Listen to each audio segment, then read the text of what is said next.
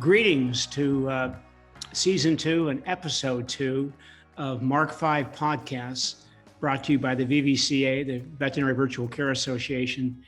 And we're going to begin a deeper dive into the issues, and really there's a single issue, but the issues surrounding telemedicine that we're now seeing play out across the United States. And I hope that this overview today, which is a part of a two-part deep dive into the VCPR questions, the veterinary client-patient relationship. I hope it's helpful and both individually frames the issues in a way that you can decide where you come out on those questions, and also gets the attention of some associations that have kind of held back or had just a default position of opposing telemedicine, and maybe they'll start to rethink that. I'd like to think so. Now, really, when it comes to virtual care or telemedicine, there's two aspects, two broad topics of interest. The one that's probably the day-to-day concern and opportunity involves operational questions. How do we implement? How do we use it? How do we staff it?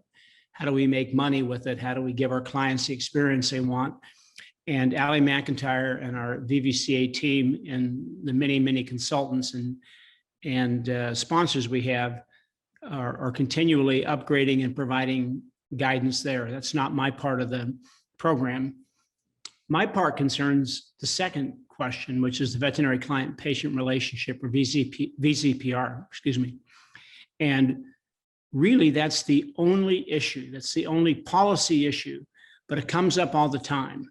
A phrase, VCPR, that I can go back to my 16 years of involvement with this industry and profession. It never came up. And in the typical veterinary practice, it never came up. It's actually something that was a legal mechanism to try to have a framework that allows veterinary medical boards to pursue and challenge the license of veterinarians regarding complaints that come in. But it's turned into the issue when it covers telemedicine. And guess what? It was the same issue for human medicine, which has spent 25 to 30 years in advance of veterinary medicine, getting to understand, getting comfortable with telemedicine and virtual care, to where it's today a mainstay of any hospital, any practice. 49 states make it legal to create a doctor-client relationship through telemedicine. None of them did to start with. All of them had the same kind of concerns and issues, and they took a lot of years to fight the battles. But one by one, the issues went away. So I want to just summarize for you what's really at the bottom. What's the foundation of the battle over the VCPR? And then we're going to walk through today in episode 1, the use of boundaries or guardrails or safeguards that 2 states, Michigan and New Jersey, have used to implement the telemedicine VCPR. Let's understand a bit more how those can work. And the more you understand those, the more you see the thoughtfulness in creating some protections that address people's needs and issues. And obviously, they have potential for states beyond just Michigan and New Jersey. The battle over the telemedicine VCPR is really driven by a series of fears that individuals or trade associations, state VMAs and the AVMA have. And these fears are good to just lay out. And then we can dive in the next episode as to what's behind the fears and just how real they are. There's a certain fear that veterinarians are going to practice bad medicine if they're given the chance to use telemedicine tools, digital tools, Zoom, FaceTime, and so forth, to get to know pets and get to know clients and start a relationship. People don't put it in that blunt a term, but let's just be honest about it. It's a fear that somehow a veterinarian who's a good, conscientious, careful, well-trained veterinarian on Tuesday, if she's given a telemedicine tool on Wednesday, turns into a malpractice suit waiting to happen, a negligence case waiting to happen, and is going to make mistakes left and right. And we don't want that to happen. The second fear is a version of that. And this one really doesn't get talked about publicly, but again, it's sort of implied, right? That we're going to see injury and harm, maybe even death caused for pets if veterinarians are allowed to start relationships through virtual tools. Now, there's really two ways to go with that. One is, did that happen in human medicine? The answer is no. We wouldn't even be talking today. There wouldn't be a Veterinary Virtual Care Association in existence if that's what happened in human medicine. So it didn't happen there. We have data available now in veterinary medicine. We've been experimenting and beginning with the usage of telemedicine going back to 2016.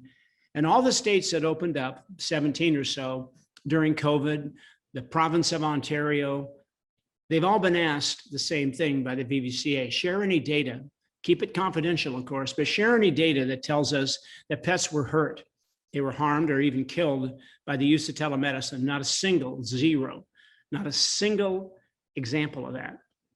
Now, if you're going to make that your issue, the harm that's about to unfold, then look at the data and don't prejudge it, just judge it. And the absence of any data suggests that the worst thing you can say about virtual care is that it's harmless. And we know it's better than that, but the point is it's not causing the injury or death people worry about. There's fear from veterinary associations or boards of directors or members of boards, somewhat generational, about the loss of money, that somehow they fear they're going to make less money in the care of pets if they take a convenient tool that makes a large number of pet owners who aren't coming into practices get to know and get started with the veterinarian. There's a fear that they're going to lose money. Well, guess what? There's a lot of experience now, and the VVCA will continue to help people assess that and see if, in fact, as many practices have discovered, it's just the opposite.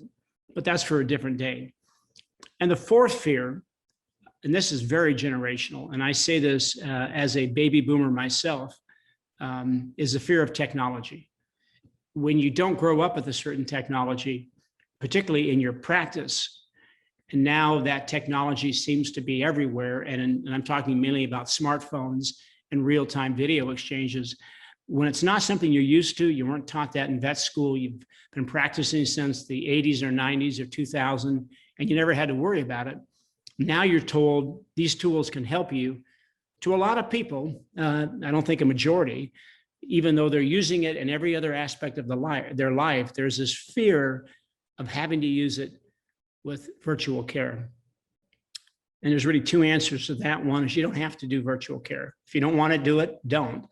And number two, you can outsource, you can train staff, but particularly you can outsource so the technology piece, just like practices today don't have to design their own PIMs, their own operating systems. They get off the shelf, they get consulting firms, they get service providers, and you can do the same thing, obviously, with telemedicine. But those fears are out there, however legitimate they are, however real they are.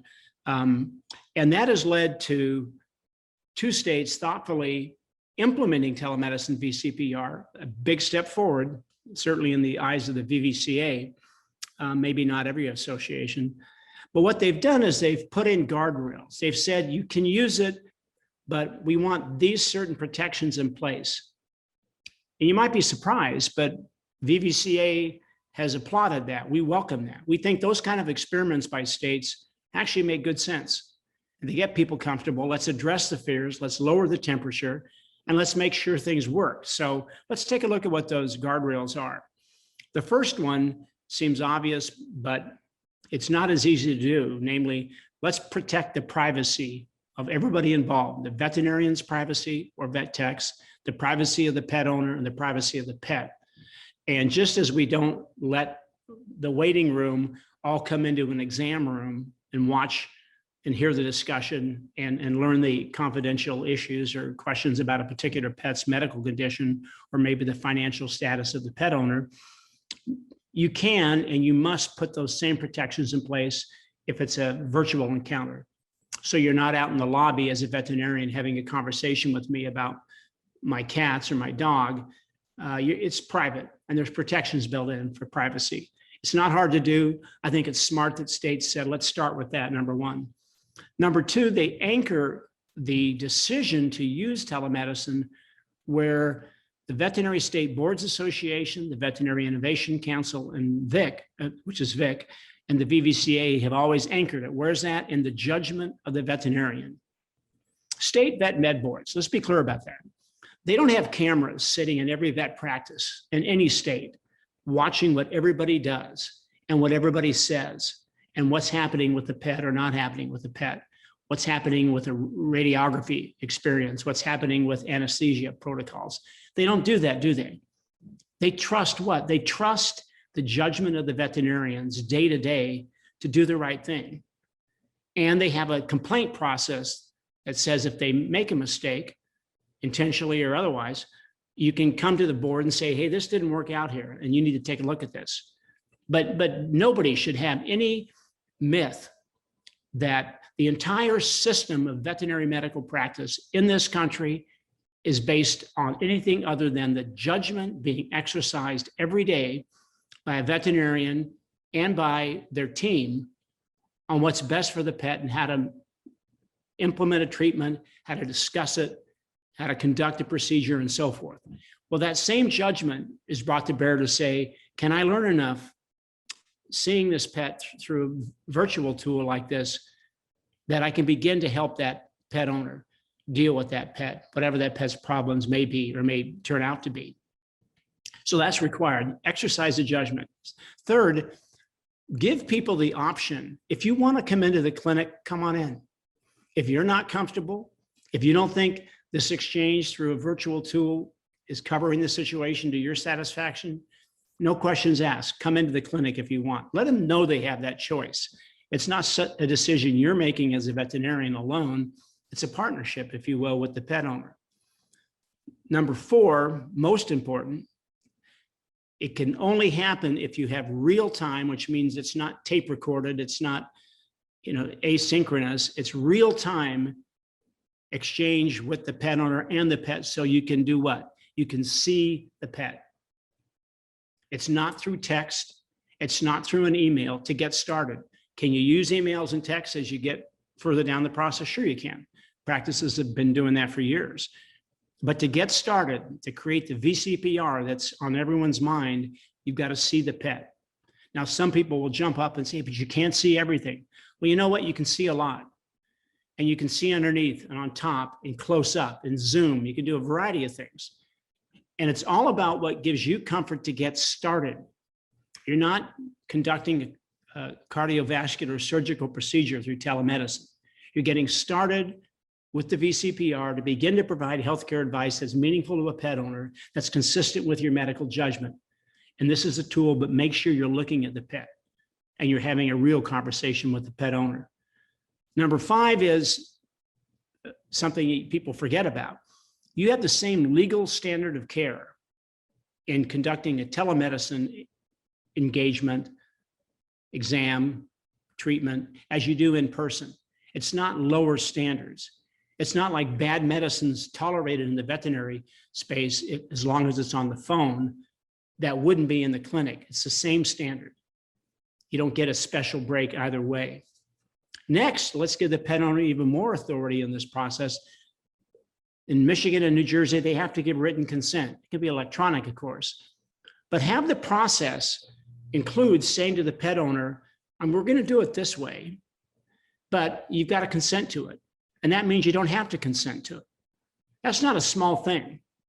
In fact, you wonder how often in a veterinary clinic experience, there's as many choices given to the pet owner as there are in the virtual care scenario, because it can't go anywhere. It can't even start if there's not a discussion that leads to the actual consent by the pet owner. And there's a really easy way not to consent. Hang up. Turn your machine off. If you feel like the veterinarian's pushing you too hard, say goodbye and hang up, and don't forget that that veterinarian did that. The point is, you've got more power as a pet owner than you think. There's 2 more.